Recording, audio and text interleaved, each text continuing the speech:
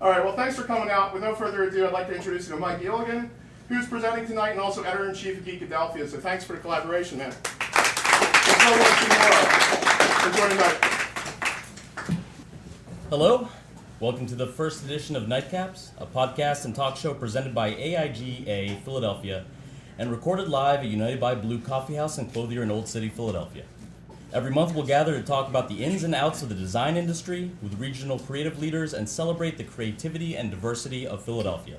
I'm your host, Mikey Illigan, editor-in-chief of Geekadelphia, the city's premier geek blog, also founders of the Philly Geek Awards, an annual one-night event celebrating and awarding the most outstanding geeks from our thriving tech, science, and creative communities. Speaking of creativity, the topic for tonight's inaugural episode is how I became a creative director. Now, directly lifted from the digital pages of Wikipedia, the title is defined as position often found within graphic design, film, music, fashion, advertising, media, or entertainment industries, but may be useful in other creative organizations such as web development and software development firms as well. That's a little ambiguous. So I have two guests here this evening that should hopefully clear things up, Bill Starkey and Jason Brantly.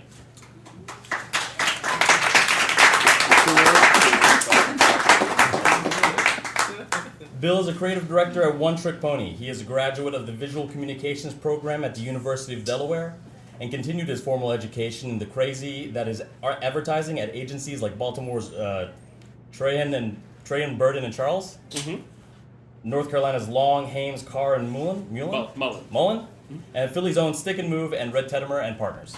Correct. Meanwhile, Jason had senior stints at J. Walter Thompson, Mark Leo Burnett, the Richards Group, Sokola Martin Y&R. Why are advertising firms so hard to pronounce? Jason currently holds the position of Vice President, Group Creative Director for Publicis Discovery USA and oversees creative in both of the company's locations, Philadelphia and Chicago. Jason also orchestrated the opening of a second office in downtown Philadelphia. So, I guess to start off, guys, before we dive deep into the topic at hand, can you tell me anything more that might be in your bios that I didn't already cover? Let's start off with Bill. No, I'm good. Yeah? No, I'm just kidding.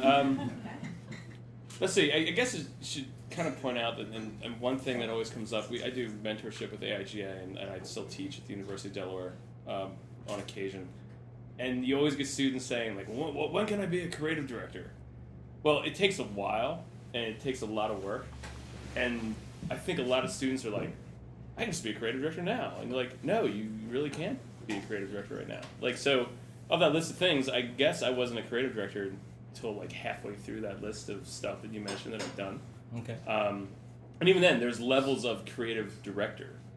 You know, like, you can be an ACD, and then you're a group creative director, and then now I'm just, I don't know what I guess I'm just a creative director now. I'm not the creative director of One Trick Pony, but I am a creative director there. So, that's all I really have to add at this point. Okay. We'll wait to the questions, it'll get better. Sounds good. Jason? Yeah, I did an event in Houston for an AIGA chapter there, and they had 20 artists that they chose, and the prerequisite was you had to be a designer or a creative from Texas, and they paired you up with a musician from Texas. And this was for a benefit that the AIGA chapter did there. So my guy that I got was a country artist named Jack Ingram. I don't know if anybody knows him, but he's from Huntsville. And it was kind of a cool gala. They found 20 musicians from Texas, so you had people like Willie Nelson, Freddie Fender, like some names that we would know. And then you had people that we've never heard of. But it was a real honor to be asked to do this event, and the event was called Loud and Clear. And what you did was they gave you parameters to create a piece of artwork, and you had to use a song lyric from the artist you were paired up with. Create a piece of art. They gave everyone a certain size that they wanted the piece to be. But after that, you could do whatever you want. So I went to Huntsville, and Jack and I collaborated on this piece of artwork. Long story short, they had a big gala. They brought back all 20 pieces of artwork, hung them in a bar, had a party. People came and did a silent auction and bid on the artwork. And all the money went to a charity. My point is your question is there anything that helps describe me other than what you wrote? And one of the things they did for that event was the president of the Texas chapter of AIGA said, send us a bio, 50 words or less. And I was like, how can someone write a bio in 50 words? I mean, you got to count the A's and the D's and the buts, right? So it's not much other than a sentence or two. But I took the liberty of really focusing on that and coming up with 50 words that I thought described me. And I literally sent him the bio with words like friend, husband, father, socks, cigars, bourbon. But 50 words that I thought described me. And some of those I just rattled off. Maybe bourbon 3 times. I think I used. So you returned literally with 50 words. And like, yeah, well, I literally returned sentences, with. Right? The subject was Jason Brantly, parentheses, 50 words in parentheses. And then there were 50 words that I really thought about how to describe me. And to be honest with you, if you've ever done an exercise like this, it's tough. It's not tough to come up with 50 words. It's tough to figure out how many words I want to eliminate because there's so many things that are important to you, right? And the disappointing part was I thought it was a fucking brilliant response. But the president of the AIGA actually wrote me back. And he said, can you please send me a bio? Because the other 19 people sent me like a written thing in paragraph form. And that's really what we want here. And yours is so different that it doesn't go with the others. And so what I said to him was, good. Because I definitely want to stand out. And I'm a little confused that the president of a creative organization would actually tell me that something I did that was innovative is not, fits within the mold of what you're doing. Sorry, you're being too creative right now. Yeah, exactly. And so I pushed back a little bit and I said, look, I would love to be a part of this deal because I think it's a great honor to be asked. But if you're not willing to print my bio as is, then I don't know that this is the best fit for me. And of course, he was very apologetic and quick to respond and say, no, we're good. But, the moral of that story is stand out, be original, and if people say, hey, that's not, status quo, that's fine, right? Because part of what we do every day is trying to do just that. All right. Wow. Very interesting. I want that list later. I still have it somewhere. Okay. I think SpongeBob was on there too. Sounds good. So let's start at the beginning for both of you.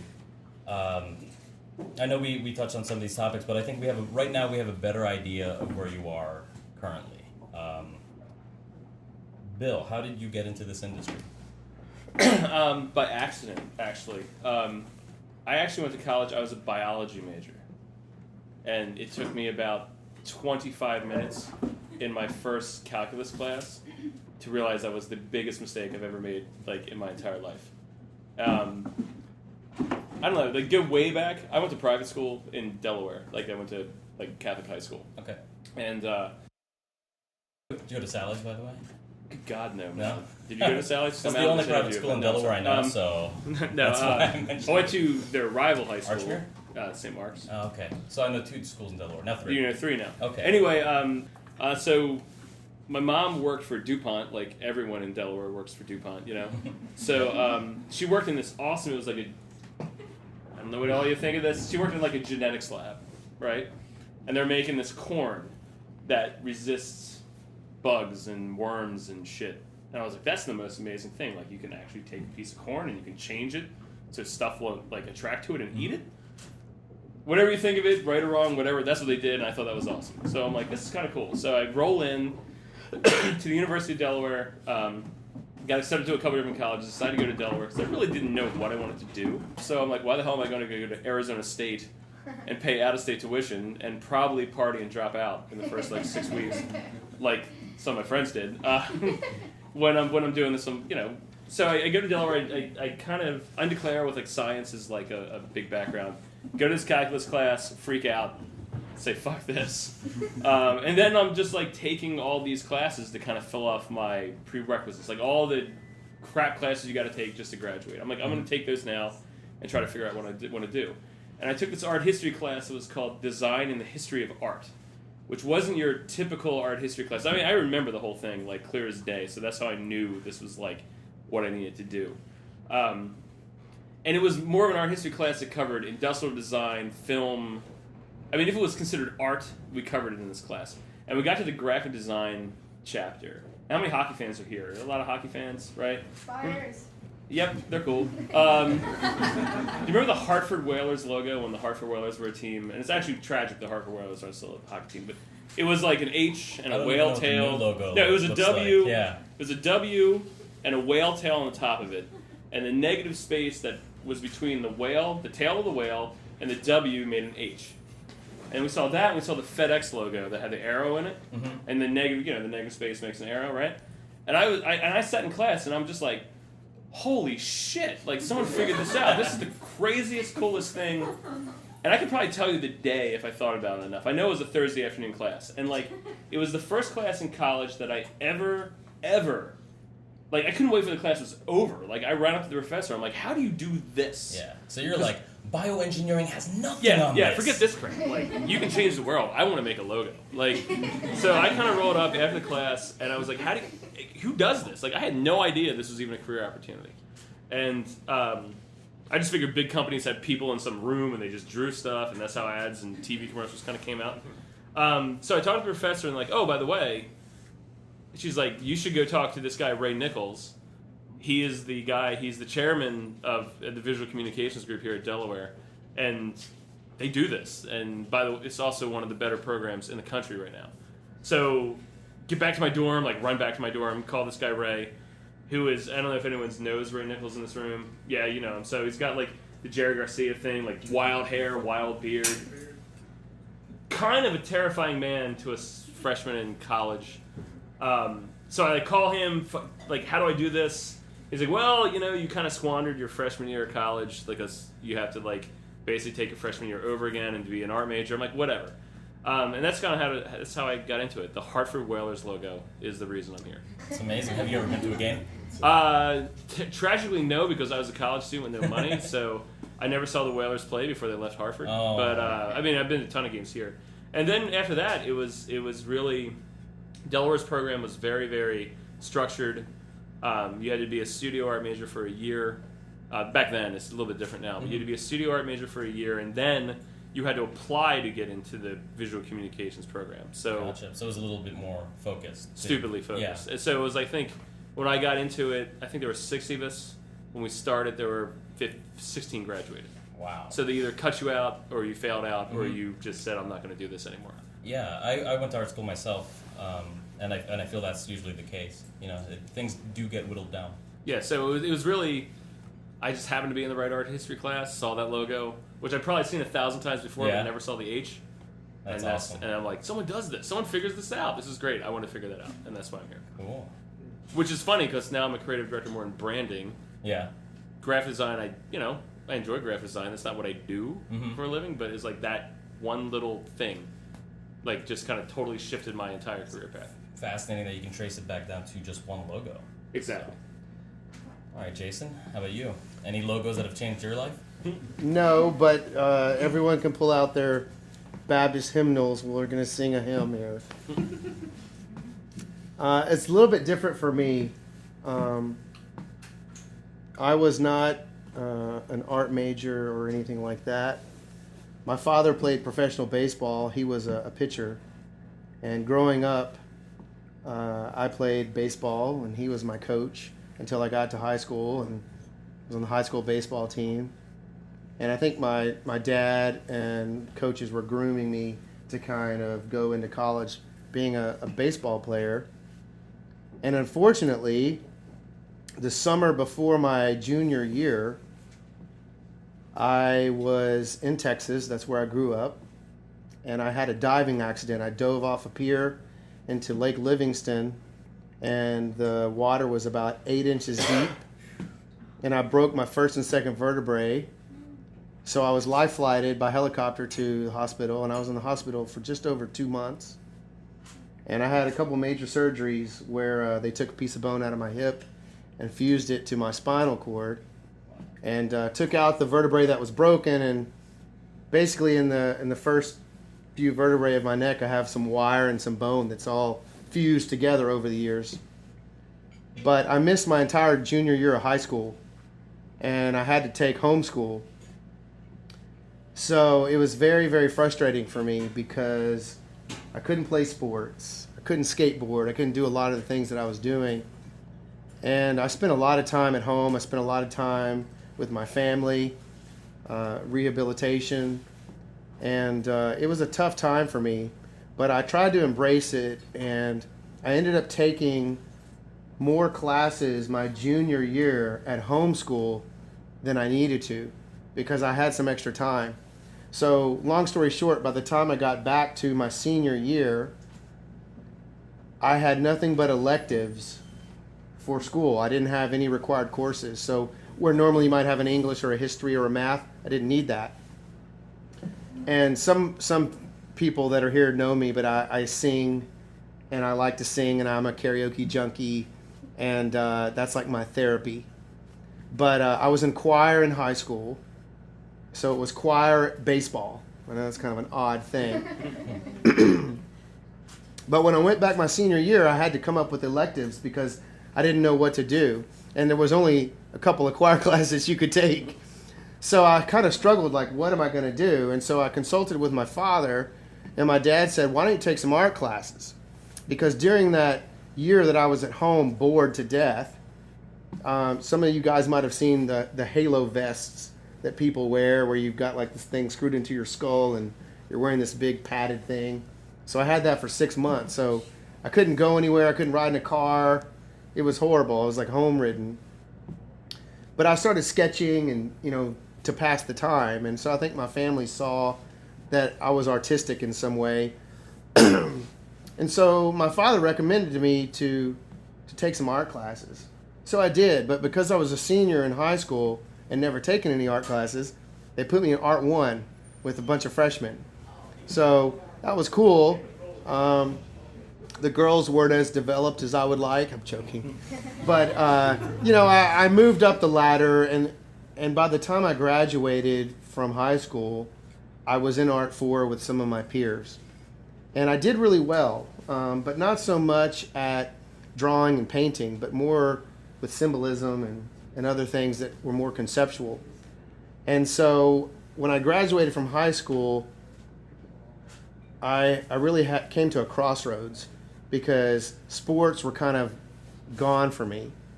And I knew I wasn't going to make a living singing because that's such a tough business. And I knew I wasn't going to make a living as an artist because that's a tough business too. But my father is the one that said, I see a lot of your personality. I see, things that you've done. And we had a relative, a cousin, that was an ad guy. And he said, why don't you try advertising? Because, you're good at that kind of stuff, ideas. So that's exactly what I did. And my freshman year, I enrolled in a school in Texas, and I took an advertising class, and I did really well. And the next semester, I took another one, and I entered some of the student competitions. And one of the spec ads that I did for my class was an ad campaign for Tag Heuer diving watches, which you probably know. And it ended up moving throughout the student competition, and it won Best of Show with the AAF student competition nationwide. So I got a lot of publicity for me, for my college. And ironically enough, the ad agency that was handling Tag Heuer contacted me, and they actually bought the concepts for me. So I got paid for doing some stuff and this was as a freshman. And that's the best thing to happen to any art school student. Yeah, it was really kind of like a wake-up call, like, hey, maybe I'm got something here. So I got a lot of attention after that from professors, and the next thing you know, I'm kind of under their wing. And I never faltered. I went straight through school, and I know a lot of college kids, they teeter on Yeah. what's my major, and they changed their major. Never did that, and I never looked back, and I had several job opportunities for me graduating, and it's an emotional thing for me, but because of everything I went through during that time and kind of how it got me here, I mean, I really do feel like if I didn't have that tragic accident, I probably wouldn't be in this industry. I'd probably be playing on some AAA team, making $55,000 a year or something. But I try to embrace it, and I think it's a good lesson to learn how good things can come from bad things if you focus on the positive. And that's actually one of the reasons why I'm here tonight and doing things like this, because I feel really blessed that I've been able to do as well as I have in my career. And so I want to share that passion and that energy with people and spread the love, because it's a tough business and you have to really take it seriously. That's great. So we can sing the gospel hymn now. That's why I was saying that. We do. But I was the same way. I mean, a lot of my friends from college going into the senior year, had no clue what they were doing, and as soon as I saw that thing, I'm like, this is what I want to do. I want to do the idea behind this, and there was never a question that I was not going to do it. Yeah. And it just seems, and a lot of the people I know in advertising, other creative directors, they're the same way. It's like, nope, I saw something clicked, and boom, before I knew it, I had a job in advertising. And really, the time between you see that thing and when you actually have a job, it's kind of a blur. You're like, how the hell did this happen? Is this cool? I don't know, but let's go with it. So I guess once you guys started on this path, it was essentially a straight line from there. Would you both agree on that? I think so, yeah. I mean, I never really... Have you encountered any peers that are opposite to that? Oh, yeah. Yeah, absolutely. Yeah. Like I was, I don't know, baking cakes yesterday, and I decided to transfer these skills and become an ad agency creative director. Well, no one really you don't just become like the creative director. You can't go to school for a creative director? No. No? Yeah, no. Despite what some students think, no, you cannot. But I do know plenty of people who had, like you, I mean, you have like some artistic tendencies where you're like, I wonder if I could actually make a living doing this. Mm-hmm. Because my job sucks. Like, one of my really good friends is a lawyer. I pretty much think that if he could do anything else but being a lawyer right now, he would do it. But he's like too far down the path of being a lawyer, and he'll probably retire in like 3 years, and I'll be jealous of him like forever. But he's in it, like he's got to do this. Mm-hmm. But I know a lot of people who've come to this business later, and I know a lot of people who've like done this for 5 or 6 years and was like, nope, can't do this anymore. I'm going to work at a place called House of Plants because I just completely burn out and I need to do something else. So they just want to water and talk to plants all day. I think this guy actually does water and talk to plants all the time, yes. That's what I figured they would be doing at a place called House of Plants. So it looks like you guys have a lot of great experience from largely advertising companies, maybe some marketing as well. Do you think creative directors are applicable to other industries, and if so, what? And have you worked in any other industries as creative directors or, along the same lines? Go ahead. I've only worked in advertising. Okay. I've worked for various agencies that have like different focus. Like, I think Mullen was definitely big Boston-based advertising agency, and I worked at the one in North Carolina, which in the building was every bit as crazy as a Northeast agency, with the advantage of living in the South when you walked out of the building. But normally when we walked out of the building, it was already dark, and when you went into the building, it was dark. So you might get like a Sunday to play golf once in a while. But no, I've never. It was always, let's do some ads, and I mean, I'm from a different time than, God, that made me sound ancient. But when I got into the business, man, it was like TV. TV was like the thing, right? It was like, I want to do TV commercials. Yeah, I mean, when we got in the business, it was before the internet. Yeah, there was no internet. Like, shit, man. I was a senior in high school before I had email, or a senior in college before I had email, or a junior in college when we had email. And like, that's preposterous now for a lot of people, but didn't have email. Like, I didn't have a phone. Like, I had a house phone. I had a cord on it. That was crazy, So, it was a different time. So when you come out there, it's like, you only had 4 mediums to worry about. You had to worry about print, you had to worry about TV, you had to worry about outdoor.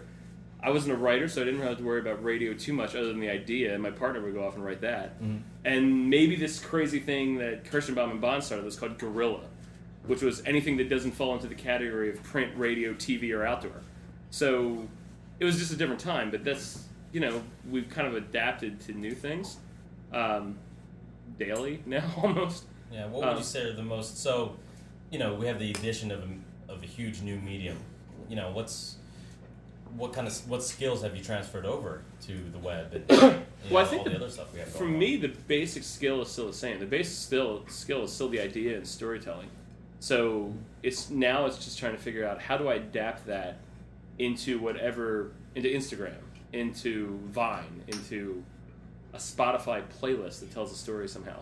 Like that's just what we do now. It's the same basic principle, but now we have all these other outlets to think about and to engage the consumer with. And really now it's like before, it really was different. Like consumers engaged us on our terms. The Super Bowl, I'll just say it right now, the Super Bowl ads suck right now. I get out of school in the heyday of Bud Light. Like that was what you wanted to do. You wanted to work on Bud Light ads on Super Bowl Sunday because that was like the pinnacle of advertising at the time. That's not the case anymore. It's everywhere else but that. What's the cynical now? I have Hard to no say. idea. Yeah. I'll let you know when I find it because Okay. I don't think there is one. I think it just depends on what you're doing and who you're working for. Yeah, and to that point, I agree with what you said. And back in January, I'm on the board for the Art Directors Club here in Philly, and we have our own award show that's different from the Addy Awards for you guys that are familiar. And I brought in some judges to judge that show, and two of the guys I brought in are the creative team on Bud Light for 12 years, and they are doing all the Super Bowl commercials that you're talking about and that we all know and love. And both of them quit because they hated working on that account. And it's such an ironic thing. It's such a shocking thing to think that would be the most awesome account to work on. Right? Excuse me. It's not. Like, I've sat down with them and had many a drink and listened to them complain about all the stress and hurdles and pressures that come along with that gig. And they got to a point where they just couldn't take it anymore. So it's really interesting how the business has been misrepresented with Mad Men and Mel Gibson movies and whatever else is out there. But back to your original question, I think that I've seen kind of the opposite of what you would think. I've seen students come from school into our business, and I don't want to focus too much on advertising tonight because I know this is the AIGA. But just in the creative industry itself, I've seen a lot of people come into it and not really understand what's really involved based on what they've seen from their school or whatever they think. And it's been a real wake-up call for them. And I've seen them last for maybe a year, sometimes less, and then go into a different field. And I give a lecture at a lot of colleges around the country where I talk about how to get a job in advertising. And I really try to be honest and direct with people because it isn't for everyone. It's a tough business, creative in general. But my theory has changed over the years. I think when we talk about the mediums, it's not about ads, it's about ideas. And really a good idea can translate to any medium. And I think today too many people are relying on the execution to be their idea. And they need to go back to the fundamentals and look at what is the idea. The idea can't be the execution. The idea has to be the concept, because a good concept can be executed hundreds of different ways. And whether it's print or web or whatever, it still translates. And I think, I'm a big advocate of people don't read advertising, they read what interests them, which is another famous quote, but it's really true. So I think it just forces us to come up with things that are innovative and different, whether it be packaging or a logo or an ad campaign or a website. How are people going to experience that, and how are we going to affect them? Because ultimately, we're inviting ourselves into their lives. And Which wasn't the case. yeah, how 50 do years we ago. do that? How do we do that and make them want to embrace it? Very interesting. So You're supposed to go like this when you say that. Very interesting. He did it. You weren't looking You at can't it. see that on the podcast though. He's like, I don't have a beard or the capability to grow one. But there's something you guys keep touching on, which is interesting to me. So, getting this feeling, the sense that there's a lot of risk reward in the industry. absolutely. Yeah. There's a lot of fight or flight. Can you guys kind of expand on that a little bit more? Tell me where that comes from. How does it manifest? What's the deal with it? Well, I think it's we're constantly striving to do stuff. Again, going back to the idea that no one's ever seen before, because the worst thing you could do is like, oh, I'm just going to be safe and I'm just going to put whatever it is out there in whatever medium you want to put out there, because no one's going to notice it. Like it's about Virgin is one of our big clients at One True Pony, and like Virgin's all about disruption. That's like a key word in their manifesto. It's like, no, they will stop you in your tracks with something they're doing to benefit the consumer. That's their whole gig. And that's what we're all doing, really. It's like, you need to... I mean, what's the stat right now? How many marketing messages is someone bombarded with a day? I mean, as we sit here in United by Blue, and, I'm looking at 3 bags that say United by Blue right behind you. But, it's not just that. It's like, okay, there's your coaster, I'm holding this beer. There's marketing messages. There must be 1,000 of them within, 30 feet of us right now. It's really just about, you're striving to make yours stand out over the other. It's like, we're born arguers, that's my gig. I like to argue. That's what we have to do. We're making a convincing argument to stop and pay attention to me rather than stop and pay attention to you. What is your problem? Yeah, fuck off. I'm just but that's what we're doing. And I think that's why it is fight or flight. You either can do it or you get sick of it and you're like, I can't deal with this anymore. You just need thick skin and you need resilience and you just keep banging on it until... And does it work all the time? I mean, the other quote is 98% of all marketing is absolute shit. You just always strive to be in that 2%. And that's the thing that just keeps going back. And you can either keep going back and banging away on that or you can't. And that's just your constitution that says, I'm going to win this argument this time, damn it, because I didn't win that one. I'm winning this one. And that's what keeps you going back. And we're talking about creative directors, and I see a couple of them in the room. They're the old guys up here in the front. Creative directors, you get to a point where you're responsible for the work, and you're either the hero or you are the scapegoat or the blame. Mm-hmm. And so you have to really figure out how you're going to deal with that, because when you're on top and you're winning, it feels really, really good. But when something goes sour or you don't win a pitch or something, just doesn't translate right, you get the blame. They're looking right at you. So you've got to... You're screwed. It's kind of like a quarterback, I guess. You've got to really figure out what you're going to do, and you definitely have to have thick skin. Oh, yeah. But then I think also, you would have never... You don't get to creative director without it. It's just not possible. Because by the time you get to be creative director, I mean, think about what we do. The odds are against you. I'll speak in advertising, but even in a design, even if you're designing a logo or a catalog or whatever, the odds are against you the whole time just because how the system's set up. You'll take a team, you'll take 2 teams, or take 2 or 3 people. As a creative director, I will give them the assignment. I'm predetermined not to like what they're doing. That's just the way it is. I am. Wow. But then think of it this way. I have 3 people working against each other. They're going to show 3 or 4 ideas each. They're going to bring it in. I'm going to approve maybe 1 from each one, maybe. So already your odds are against you when you get the assignment, because now you have other people against you. It's competition. It's all competition. Yeah, highly competitive. Right? So then you get your design, and I got 2 guys back there. They know what I'm talking about, right? So 2 ladies back there. I'm sorry. So you get your design, and you finally have the one that's approved, and I'm moving forward with this one. Yeah, guess what? So do 3 other people. So now you're 1 of 3. So you got a 1 in 3 chance of winning. Then you take it to a client, and they have their, you've been briefed and everything's cool. We all have the right direction going forward, if you have the right direction going forward, because sometimes you don't. You take it to the client. They have their opinions.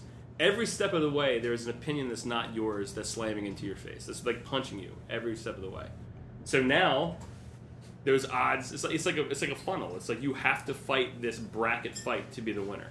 And if you're in a big agency, like I was at Mullen, there could be 6 other teams working on something, working on the same thing. There's one piece at the end of this. There's one golden ticket at the end. Your odds are way against you when it starts. So if you don't have the thick skin to negotiate or even try to compete on that level, you're in big trouble. And then as a creative director, it's like you're helping guide that process. You really can't pick favorites. You know in your heart what has a better chance of going, and then you try to help each team get to that. But that's why I think there is turnover in fight or flight, because you just can't deal after a while. Yeah, and competition is good. I mean, Yeah. competition and competitiveness and controversy can actually be productive. It really can. Yeah, I had this one screensaver. Not a screensaver. I found this great piece of art. It was a neon sign. I just found it somewhere on the web, and it just said, "Stress is good for you." The stress is good for you, and that's totally true. I mean, You should tell that to my doctor. you tell it to mine because they don't agree with it Yeah. either. But still, it's like that's what it is. It is the pressure that makes things happen. Okay, I'm getting a perception largely of the overwhelming theme of survival of the fittest, but there was a couple things that I think Jason you touched on that almost made it seem like either you're driving the bus or getting thrown underneath of it. So, Sure. Well, what would you say to that? Yeah, I I've been on mean, a bus, like a couple times. yeah, I mean, I think it's what I said earlier. I mean, you get the praise when you do something that is accepted, and you get the criticism when you do something that isn't. Mhm. But ultimately, you have to roll with the punches and Bounce back and go, right? Yeah, survive. I mean, and that's another thing. You can't take it personally, and I think that's another thing I've seen is, especially with younger people, they take it personally. If you critique someone's work, or you give them some constructive criticism, they get all bent out of shape. But it's not personal, But I think because as creatives, we all put so much of ourselves into our work. Sometimes it's hard not to. Yeah, it's hard to separate your work from you. And I think that's another thing when you get to be a creative director, you have the ability to separate that a little bit better than you did when you were just like an art director or a designer. Because by the time you get to where we're at, we've had so many babies. That's a bad analogy. We've had so much work killed at this point that you're like, I didn't like it, I'll just go do something else. Yeah, no, but I mean, that I think you just unintentionally touched on the fact that you put so much of yourself into your work that you literally just called them your babies. Yeah. So. I mean, it's, Yeah, and something I would challenge you guys with in looking at your own work, and this is an exercise I like to do with people that I'm interviewing, is I like for people to go through their portfolio and show me their stuff. And then when I'm done, I ask them to pick what they think is their strongest piece and what is their weakest piece. And more importantly, tell me why it's the strongest or why it's the weakest. Because I want to get inside their judgment skills. I want to see how they judge the work and if they really know why it's good or why it's bad. Because a common misperception is people think, oh, this is my strongest piece, because you guys have shown it to people and you've gotten the most positive feedback on something. It doesn't necessarily mean it's the strongest piece. But I would challenge you guys to do that, and more importantly, after you figure out what you think is your strongest and weakest piece and why, take it to someone that you respect their opinion, someone in a senior creative role that has some notoriety, and get their feedback on if you're accurate. And if not, why? Because what I have found is that most people usually know which is their strongest piece because they've gotten the most compliments on it. But very rarely do I find someone that understands what their weakest piece is. And I think the reason it is because they always tell me, I loved this piece because I stayed up all night and I didn't get any sleep and it took me forever and my professor did this and my boss did this. And it's like, just because that all happened doesn't mean it's good or bad. yeah. And I think too many times people relate their personality and their just being involved in the project with whether it's a good or bad idea. I mean, we've all spent, countless hours on things that came out to be shit. But it's important to understand why it's bad And that's something that I really try to challenge younger creatives with, because when I hire someone, and I think this is true for most creative directors, when we hire someone and we tell them, go forth and work on this, we want them to be able to cull their own ideas down and bring us what they think is the best work. And if someone doesn't understand what's good and what's bad and can't make those decisions, then there's a lot of time wasted, or in some cases, maybe they didn't bring something that could have been salvaged or perfected. So I like to make sure that people that I'm working with have those judgment skills. And that's a good exercise to do that. I grade people on a letter grade. You know, on an interview, I give them an A through an F on that question. But that's something that was done to me, you know, years ago when I first interviewed with someone. This was back before iPads and all that stuff, when, you know, your portfolio was mounted on black mat board. But a creative director said, I want you to take everything out of your book. And he literally went out into the hallway with me, and I put every single piece up against the wall in the hallway. And he's like, all right, I want you to tell me what's your strongest, what's your weakest, and why. Yeah. We had a guy, I remember when I was coming out of school, there was a creative director, his name was Bill Oberlander. He was the creative director of Kirschenbaum Bond and Partners. So this is like 1996 or 7. And it was like the hottest place to work in advertising in New York. You wanted to get there, right? Sadly, I had no desire to go to New York for whatever reason. Mm-hmm. But just to get an interview with this guy was pretty tough. But he was also a Delaware graduate, so you kind of had that in. He wouldn't even look at your book right side up. Like, he would just literally, you'd open flip through it. Because remember, we had, like, it was like a suitcase you had. So anybody that goes to Tyler knows, like, you know, the Tyler books are very much like, here's a black suitcase that has these silver corners, but it is still mounted on board. Oberlander would just open your book up, and it would be upside down. And he would just put it on his lap, and he would just flip through it like this. Like, literally just kind of like, just flip through it like a flip book. If you got him to stop more than once, it was a success. If you got him to stop more than once and turn the piece over, you might have been able to get a job. If he turned 2 or 3 pieces over, you were in a pretty good place. Wow. So I got him to turn 2 pieces over. I was like, woohoo, this is the greatest day of my life. Didn't get a job. But still, like, that was how fast those guys, and I'll never forget this, like talking about an A, B, or C, he had already graded you, and he didn't even look at the shit right side up. And you know what's funny, and this brings up a good point, is look at your work upside down, because kerning, for you guys that are really into typography, like kerning, if you look at it upside down, it really can help you figure out which letters you're driving a truck through. Yeah. You know? Well, this guy was judging ideas upside down. Like, if the idea caught him that way, I would love it if one of your concepts was literally an upside down concept. You know what? But the thing was, like, the seniors that left the year before didn't tell any of us that he does it that way. Because I would have just mounted everything upside down. Sure. Wow. Or just at least put it upside down in the portfolio when he got it. But, you live and learn. I'm just gathering a lot of, I mean, it sounds like, you know, to even exist in the industry, you require a lot of self-awareness, kind of just rolling with the punches, as you guys have been saying.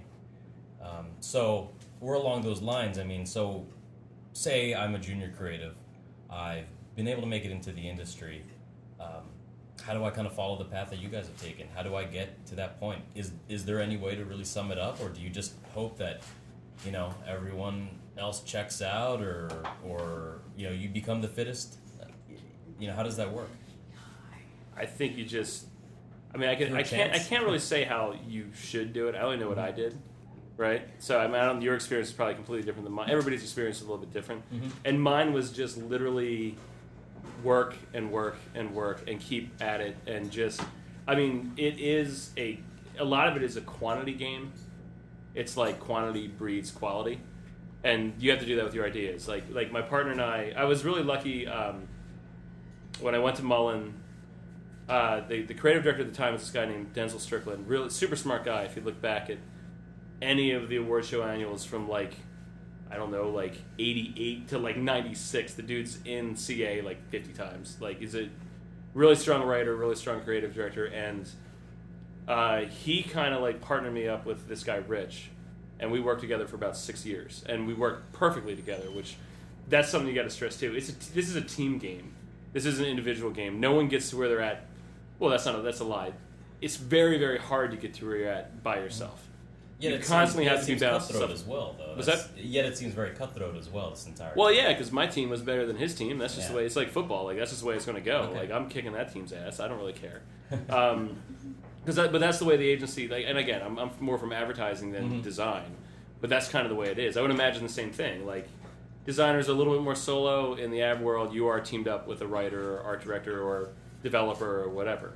I was really, really fortunate that this guy Denzel saw that Rich and I would probably be pretty compatible, and we did. We worked perfectly together, so it was really like a really good match, and we just did not care. We were young, we were single, we weren't from North Carolina, we were living in North Carolina, and I did not care about getting to work at 9, working till 7, going to get something to eat, going to Whole Foods, working at Whole Foods. When you're done eating, go to Barnes & Noble or Borders.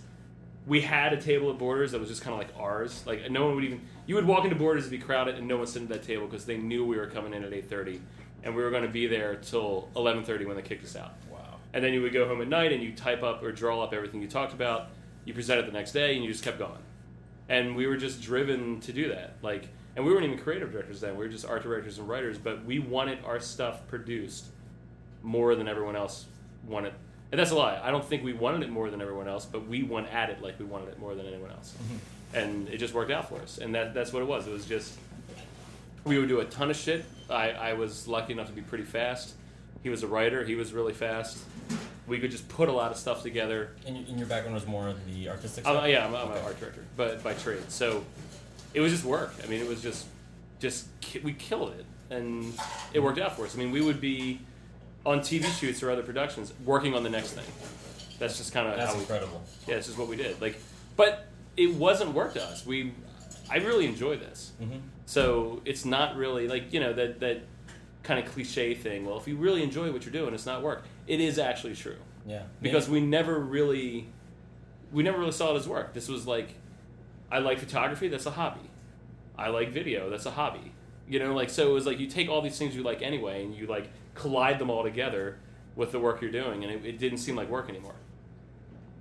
So that's just what it is. It was just busting your ass until you kind of got to a place and established your taste level, and everyone knew what you're capable of, and then you just kind of became, oh yeah, you want that? Bill and Rich could do that, and you just kind of, we just killed it, and we started suddenly just establish ourselves as a team that could get shit done. That's awesome. So how many people here tonight are looking for a job? Anyone?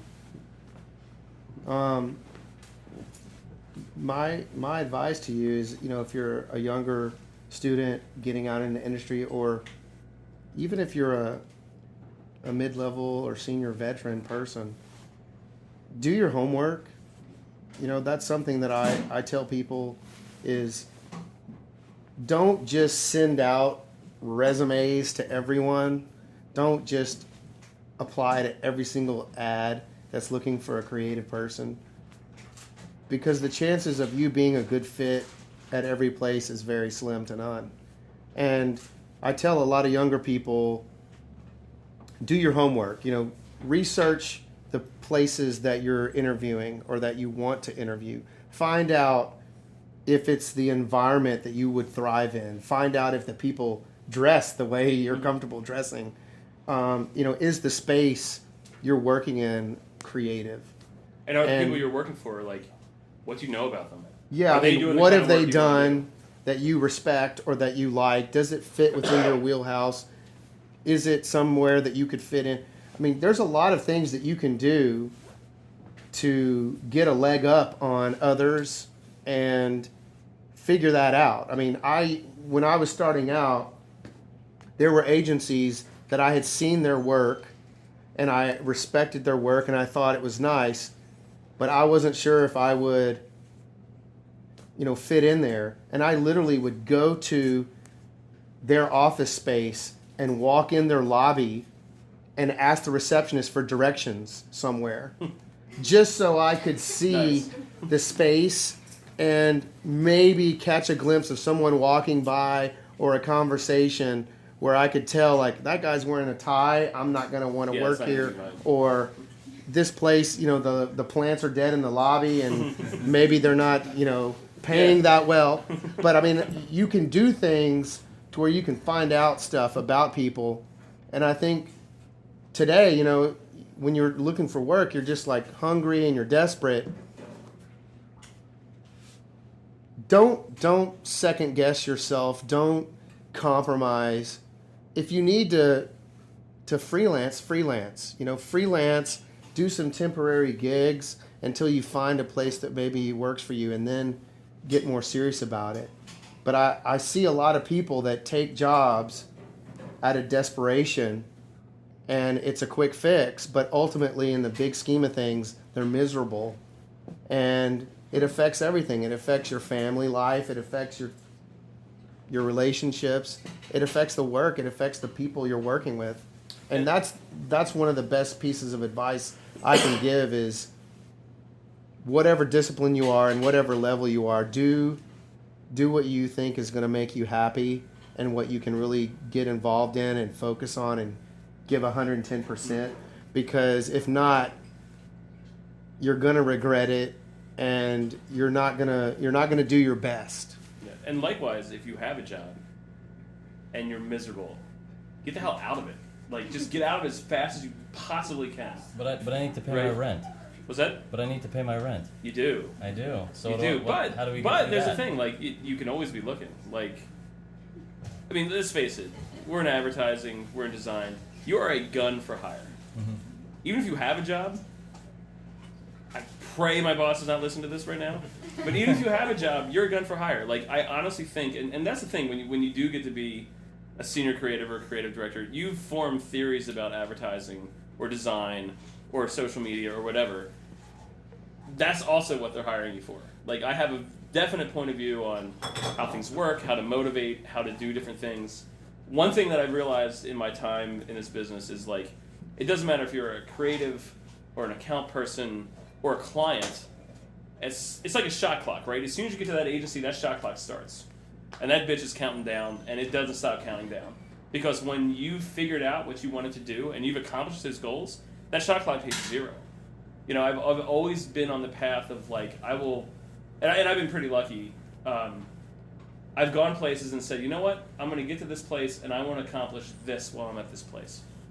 And these people, you meet a lot of people, but this person could teach me this. So I really, really want to go there and work for this person because I'm going to learn a lot from this person.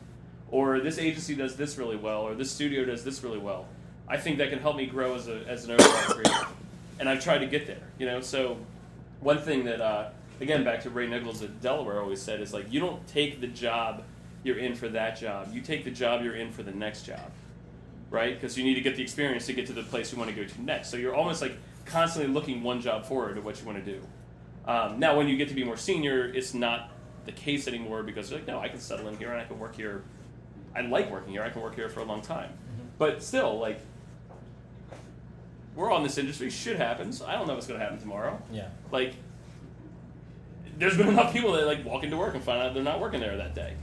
So you just always kind of have to be, like, saying, like, what is going to make me the best creative? And sometimes the shot clock runs out on that job. And that's just the way it is. Like, you accomplish what you need to accomplish there. So I always tell younger creatives, and it's kind of contrary to being a creative director a little bit, but I tell students this a lot at Delaware too. Make your list of what you want to accomplish at each job. When you accomplish it, reassess what you're doing. Do you still think you can learn? Do you still think you're going to get something more out of it? If the case is yes, then stay. If the case is no, then bail. Now you don't have to quit right away and be like, okay, done, 3 TV spots, 2 websites, social media excellence, I'm out. No, because we do have rent to pay. Yeah. but it's still, you're always growing, and when you stop growing, it's time to leave. That's just kind of one thing I've always sort of gauged my career by, because that's just what you have. This is what you have to do. In my experience, reporting to creative directors and even executive creative directors, is I've found that the majority of creative directors are one of two things. They're either a really good manager as far as schedules and budgets and timelines, but not as strong conceptually as you would like, or they're very, very conceptual. They're brilliant, but they're horrible managers. Like, they don't know, I have a clue about any of that other shit, but they can come up with some amazing concepts. And it's very rare that you find someone that's good at both. And I have had people say to me that were interviewing at all levels for jobs to me, I interviewed at this other place, they offered me more money, they maybe have bigger accounts, but the person that was going to be my boss was an asshole. And I know that he's not going to mentor me. I know that he's not going to ever take any time to help me. And I just don't think I could learn anything there. And I would rather work with you because I feel like you would take me under your wing and help me progress my career. And it's worth taking a few less dollars and maybe working on a tougher piece of business because I want to get that experience of that collaboration and that mentoring. And I took that as a great compliment, but I have really found that to be true in my own career too. And again, that's why I try to give good feedback. I always use the example of when you ask your parents, can I do this? And when you're growing up and they're like, no. And you're like, well, why not? Like, because I said so. I've had creative directors that do that. This is not a good idea. Why? Because I said so. And it's like, dude, give me some feedback. Yeah. Like, how am I going to help take this to the next level or raise the bar or correct what I'm doing wrong if you don't give me some input?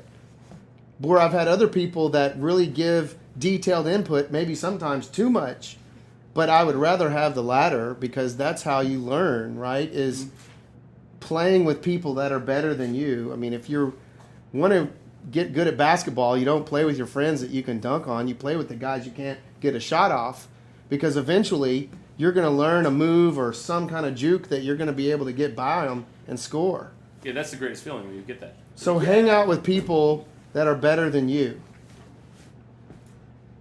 Okay. Some great advice there. I have one more question for you guys. Then I think I want to take some questions from the audience if they have any. So to kind of close things, where do you see the creative director role heading? To the bar. Yeah, constantly to the bar. I don't know. That seems sort of a weird question to me because it's always. Wow, you stumped me. I don't know if it's really heading anywhere. I think it's just more about what we're doing. Mm-hmm. We're not necessarily the role. I think of the creative directors I had. Their role was very defined. And there's certain things that will always be the role of the creative director. We always need to motivate. We always need to nurture. We always need to kick someone's ass when someone needs an ass kicking. We always need to sell. That's going to be the role forever. But I think as the industry grows, and again, whether you're in design or advertising or music or whatever, technology is just totally changing everything we do, and it changes it every year. It changes it every other day, it seems like. So I think it's where I remember the creative directors, like, when I was coming up, were definitely kind of, they could be scary or they could be nurturing. Like, they didn't really have to keep up as much as we have to keep up now with what's going on. And for better or for worse, they kind of some of them got stuck in their waves a certain way. And I think it's really just, we have to learn more now than we ever did before. Like, shit, like some of the guys that work at One Trick, I'm just dazzled at the multitasking ability that they have because I do not have that. But it's just the way it is. You can be on your phone, you can be on your laptop, you could be on your tablet all at the same time doing like 50 different things. That's not me. Like, I still have to be a little bit more concentrated on one task. Mm-hmm. But maybe that's the role of the creative director. But still, I'd say it's just like the biggest thing now is like the constant update of knowledge that I don't think some of my bosses 10 years ago had to worry about. And I think it's just it's definitely more collaborative because there is some stuff and two ladies back there can tell you that they're doing online that I'm like, I don't really care, like, because I don't even have Spotify on my phone because I don't give a shit.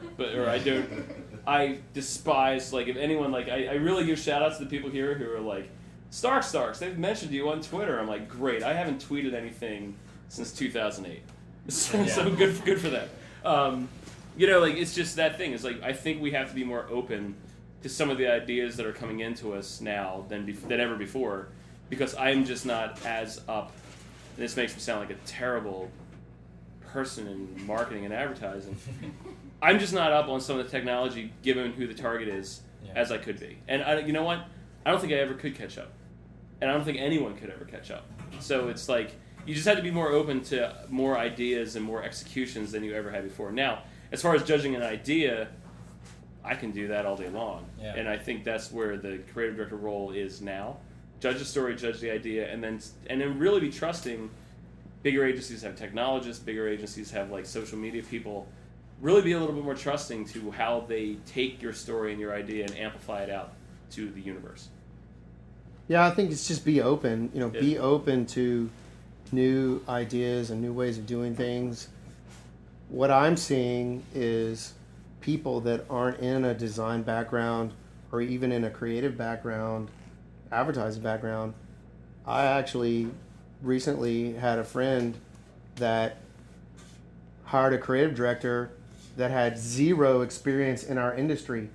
He was a tattoo parlor artist, but he's creative, right? I mean, he does things using his mind, and they hired him as a creative director for an account that he had zero experience in, had nothing to do with tattoos or anything, but he's doing really, really well because he knows what is pleasing to the eye. He knows what works. He knows what's conceptual. The hardest part for him is just getting into the role of figuring out our mediums and managing the people. But everyone is creative in their own way. I think it just depends a lot on the agency too. I mean, some agencies need a certain type of person, and some agencies are a lot more loose. But I think you have to be open that anyone is creative. It's more about, can someone get past that one single idea? I go to lunch with the people all the time, and they're like, I got this great idea for a design or a great idea for an ad, and they tell me, and it's awesome. And they're like, yeah, I can do your job. And I'm like, okay, but now take that and, do it in these 18 different mediums and put together a promotion and make a profit and do it in 24 hours. And make sure it's and then they're like, oh shit, But And it needs to be done yesterday. Totally. yeah, exactly. So But that's a big thing too. Is like you have to be open that an idea can come from anywhere. Like I will openly admit that the most, like, if you want to go this route, the most awarded thing that I ever worked on, the core nugget of the idea did not come from me and my partner. It came from this guy Taylor Bryant, who was now the president of Mullen, but like he was the account director on the account. Mm-hmm. Just threw out one little sentence that my partner and I that could be awesome. right. Now, granted, we spent the night. We spent the night doing 50 executions of that, and we turned that into an idea that was actually an idea that told the story. But yeah, like we were smart enough to sit there and listen, and that turned into something huge for us, and it turned into something huge for the agency just because we listened to it. Like we could have totally been like, oh, this account guy doesn't know what the fuck he's talking about, and just like gone off and worked all night and never come to that idea. But then that's part of the creative director too. Sit and listen, and there's good shit all over the place. You just gotta like find it and put it together to something that works for you, or works for what the assignment is that you're banging your head against the wall on. That's excellent. All right. Are there any curious folks in the crowd have any questions for our guest this evening? You in the front? When you said when you get hired for a position, you're usually getting hired for that position, wanting to go to the next one. Does it have to be in another company or the same company that you're looking to strive to get into? What do you want to do? Me? Yeah, what do you want to do? Account management. Account management. I don't care, but account like I honestly think it's like you need the experiences of different places. Like your experience now, you're sitting here because it's the culmination of 6, 7, 8, 9 places. The culmination. I think you always kind of have to be. Personally, I think you have to be moving around a little bit, especially when you're junior, because that's how you meet new people. You get exposed to new ideas. You get exposed to new philosophies about what we're doing in the design, advertising marketing world. Personally, and everyone has a different path. For me, again, I can only tell you what I did. For me, that's been another place. It's like, I've accomplished what I need to accomplish here. I've met some great people. My network is getting bigger. I'm going to roll to the next place. I mean, you have to move cities. But it's really hard. You get to a place in a company, and this has been my experience, you get to a place where you will be that forever.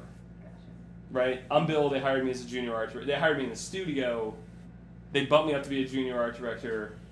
I became an art director at the first place I worked at. But still, deep down, I always wondered, did they still see me as the kid they hired right out of college? And I'm never getting past that.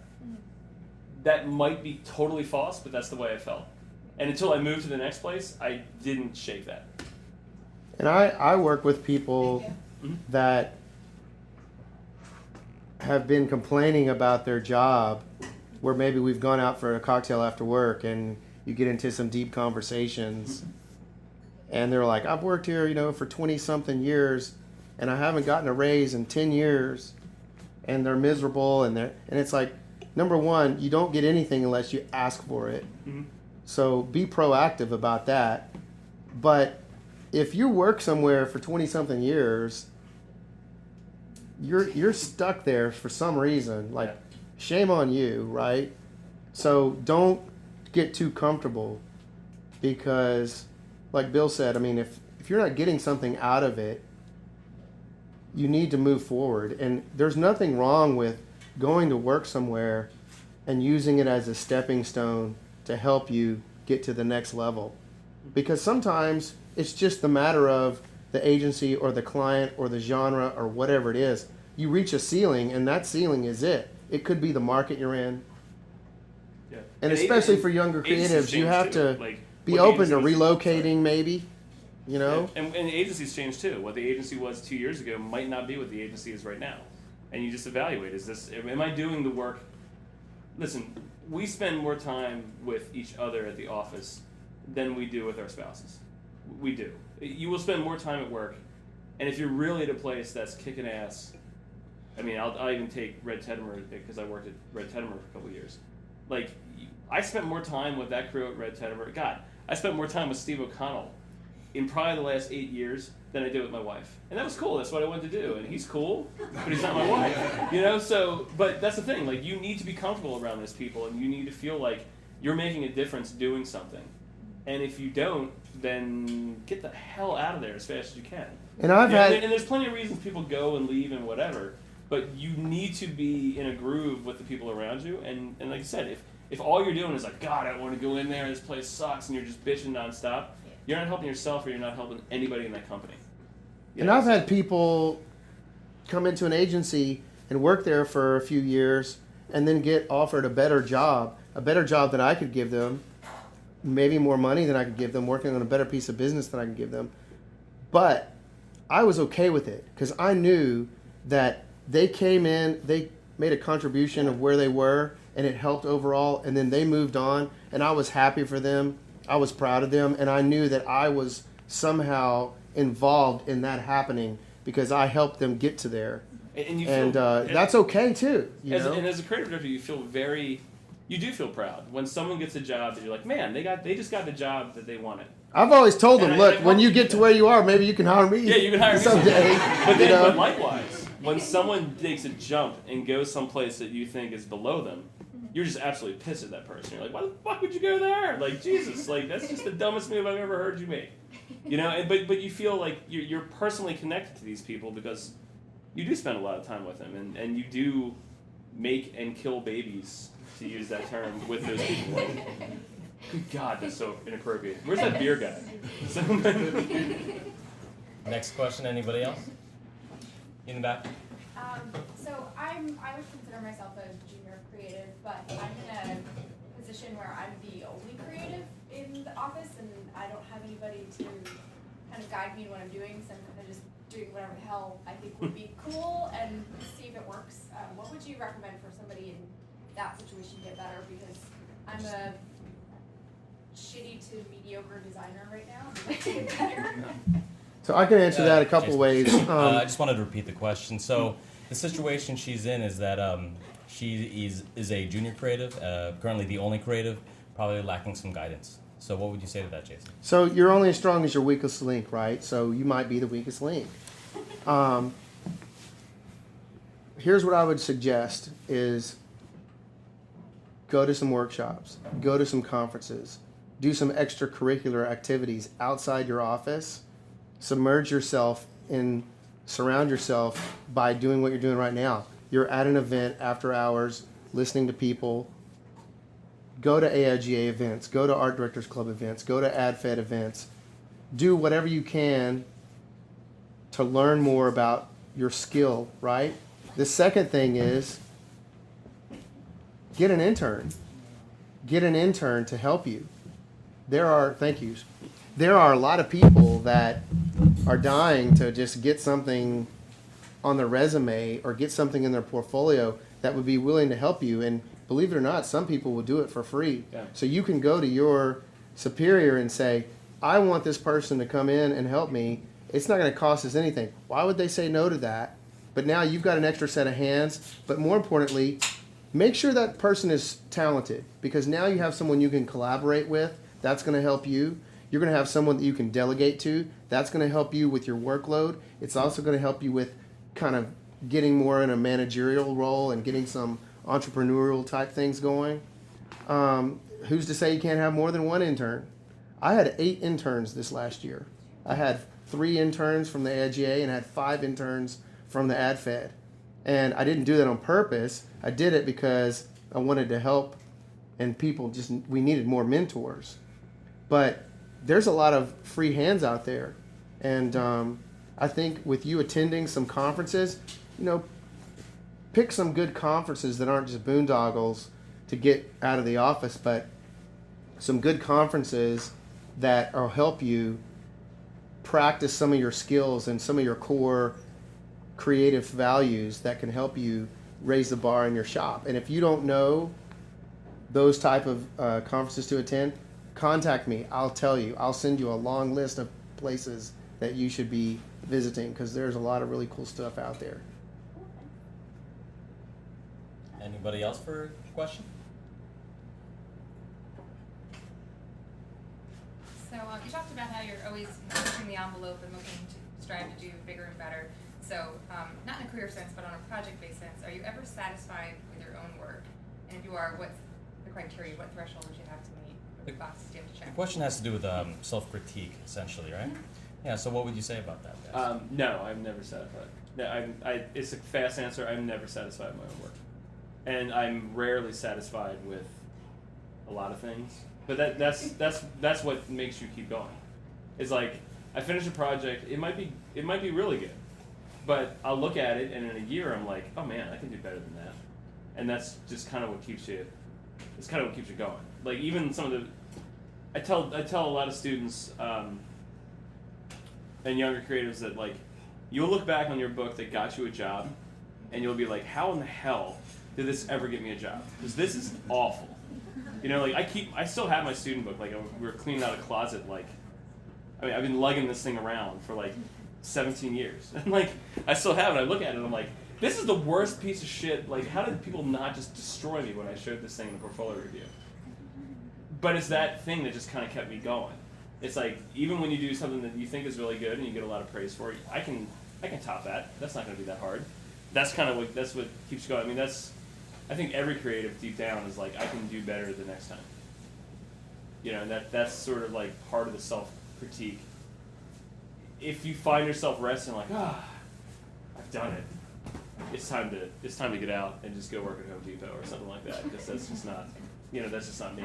So, I mean, ultimately, that's why we have deadlines, right? Is to force us to make a decision on where we are at that point. Because not, I'd be nitpicking that thing. Because if someone said, "Look, work on this until you think it's good," you're going to keep trying to massage it and keep collaborating with people to get better and better and better and better and better and better. And you could spin your wheels forever. And sometimes it actually works against you, because you actually start working against yourself and going back down to where you started. That's the art of the so creative. Of course, you have to know when it's time to stop. But ultimately, I think that's why we have deadlines. And, my thing has always been when people are working on concepts and they show them to the client, even if it's the worst client ever, even if the client doesn't get it and they're morons, if you haven't come up with something that you are proud of, that they love, you failed. You ultimately have to keep going. And if you don't, you've given up. And the excuses that we make, and I'm guilty of this too, is, well, they don't know what they're talking about. Or we're out of time. Or you can't do that for that budget. Or whatever it is. We're making excuses. Because the ultimate goal would be to solve that equation to where we're happy with what we're doing and are proud to share it, but the client loves it too, and it also moves the needle. And that's the pinnacle of the great idea. And very rarely does anyone get there. I think it does happen, but it's really, really difficult. If you can do that, I think, one time in a year, where you can actually say, you know what, this solved every part of the problem, that's really good. A lot of people never get to it in a year. And, something I do to clients is I say to them, this is where we are now because this is the deadline. I don't know that I'm 100% satisfied with that, but this is where we are. And I'm happy enough with it to show it to you because I would never present anything to you that I'm not comfortable with you producing. But I would love to have more time to think about this a little more and massage it. And I put it back on them. Because if they're like, no, we're good. We love this. We got to go. Okay. But if they say, yeah, man, we can give you another 2 weeks, then great. 2 weeks, yeah. But then you got to kick some ass, And I'm a firm believer, number one, don't present anything that you're not comfortable with them choosing. But I'm also a believer that you should never present anything unless it's going to be talked about. And what I mean by that is it going to be on the O'Reilly factor? Is it going to be on the local news? Is it going to be on graffitied on the street? Yeah. Like, are people going to be talking about this because it was memorable and it made people uncomfortable in a good way? Yeah, not the Stephen Colbert. Like, I know a couple of guys. And that's really tough to get a concept to that level, but that's really kind of where we've reached because there's so much stuff going on today with social media and the web and all our different outlets. Things just get watered down and lost in translation, and you really do have to work harder to get something to stand out and be memorable. And if it's not getting talked about, it's shit. Like, you got to keep going, right? And the last thing is, it should make people uncomfortable. Like, when I'm in a concept session with a group of people and someone account land or somebody, traffic manager or even a writer says, are you sure they would let us do that? Like, do you even think we could do that? We're on to something. I'm excited about that because now we're getting people out of their comfort zone. Now we're moving the needle. Now we're doing it in a positive way. I'm not saying be controversial, but that's really what you've got to do. And so back to your original question is, when do you get to that point? I mean, there's so many factors, but I think when you hit it, Yeah. When people start talking about it and people are laughing about it and people are remembering it and people are saying, will the client really let us do it? Now you're on to something. That's great. Thank you, Jason. So I think we're pretty much out of time. I'd like to thank you all for coming out to the inaugural episode of Nightcaps. This has been How I Became a Creative Director. Tonight I got a huge sense of themes such as perception, self-awareness, surviving and thriving, essentially. So thank you guys for your insight. This has been Bill Starkey and Jason Brantly with us here this evening. Where can people find out more about your current work and what you guys are up to? Bill? You get, in a few weeks, I hear, you can go to onetrickpony.com and we will have a new web presence. Right back there? Yep. No? Okay. You can look for me. I have a cargo sitting out there somewhere. I would give you the address if I remembered it. Basically, if you go to Ad Critic, you go to Creativity. You can Google me because I'm on the Googles. But if you look at like Vimeo and stuff like that, my reel is on Vimeo. And you can just hit me at bill@onetrickpony.com. Great. Jason? And the best way to reach me is probably via email. It's jasonbrantly@me.com. And Brantly does not have an E. It's Brantly. And anyone here that would like their book reviewed or like to buy me a beer or whatever it is. Buy the beer for a book review. Yeah, That's I'm kinda more what than I'm happy. saying. I'm more than happy to meet with you and give you some feedback. I don't know if you're going to do it. I'm going to be at Feedback. Yeah, Yeah, we'll be reviewing books there. So I did a Come by and say portfolio hi. review last week at Temple, and I just recently spoke at University of the Arts, and I'm talking to some other places next week.